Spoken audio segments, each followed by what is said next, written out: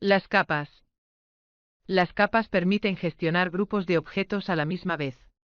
Puedes ocultar o congelar un conjunto de elementos en una sola operación. Para entender las capas, imagina que cada categoría de objetos se dibuja en una capa diferente. Una para los muebles, otra para los elementos constructivos, otra para la decoración y así sucesivamente. En la escena final, se superponen todas las capas una encima de otra.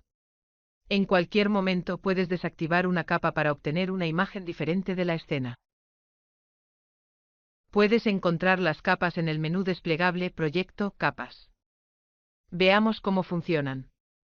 Se clasifican por catálogos, por lo que tendrás un catálogo para los muebles, otro para todo lo relacionado con el sistema, otro para los electrodomésticos, etc.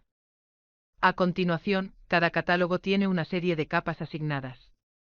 En la capa Sistema, por ejemplo, encontrarás todo lo relacionado con las paredes, los elementos constructivos, las acotaciones manuales o automáticas, los textos, las flechas, etc. Desmarcar una capa hace que desaparezca de la vista en la que se encuentra. Los elementos vinculados a esta capa ya no son seleccionables ni visibles. La columna Cell significa seleccionable. Desmarcando esta columna haces que los objetos de esa capa no sean seleccionables, pero siguen siendo visibles en la escena. Pongamos un ejemplo concreto y frecuente. Las baldosas del suelo, al mover varios muebles seleccionados, también se mueven. Las capas pueden, por ejemplo, permitir fijar los azulejos para hacerlos visibles pero no seleccionables. Al desmarcar la columna Cell, verás que las baldosas siguen en su sitio pero ya no son seleccionables, lo que evitará que las muevas por error. La columna Acotaciones indica que los elementos afectados por la capa están acotados. Por ejemplo, para presentar el proyecto a un cliente, algunas acotaciones pueden ser innecesarias. Desmarcando las acotaciones de los elementos innecesarios en las capas, se puede aligerar la vista. La columna Mark se refiere al marcado de los elementos. Si no quieres mostrar el marcado, es decir, número de orden, o la referencia de un elemento concreto en la escena, puedes desmarcar esta opción. También puedes hacer que los elementos sean transparentes. Tenemos el ejemplo de los muebles altos, que a veces pueden ocultar otros elementos importantes de la escena. La columna Relleno se refiere a la superficie de los elementos y la columna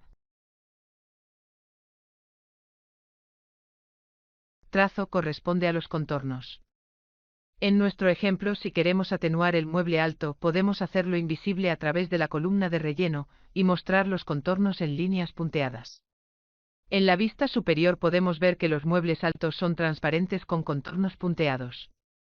Por último, tienes la posibilidad de cambiar los colores de algunos elementos, como los elementos decorativos.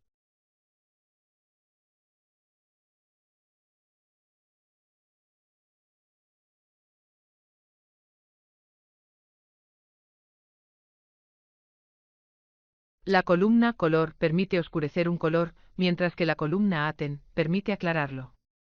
Ten en cuenta que puedes guardar previamente las capas para utilizarlas en tus diferentes proyectos. Veamos el ejemplo de los planos técnicos. No quieres llenar la vista técnica con objetos decorativos y todas las acotaciones. Para ello, prepara las diferentes capas. Desmarcamos los elementos decorativos de la capa, así como las acotaciones de los muebles. Damos un nombre a nuestra configuración de capa, por ejemplo, plano técnico. Haz clic en Añadir. La capa de plano técnico ya está creada. Puedes utilizarla en cualquier proyecto. Solo tienes que hacer clic aquí para acceder a los diferentes ajustes que has guardado. Observarás que ya hay capas pregrabadas, llamadas capas estándar. Las que se crean se llaman capas de usuario. Hay que tener en cuenta que las capas solo funcionan en la vista en la que fueron creadas. Por tanto, para la capa técnica, por ejemplo, puede ser conveniente crear una en vista en planta y otra en alzado.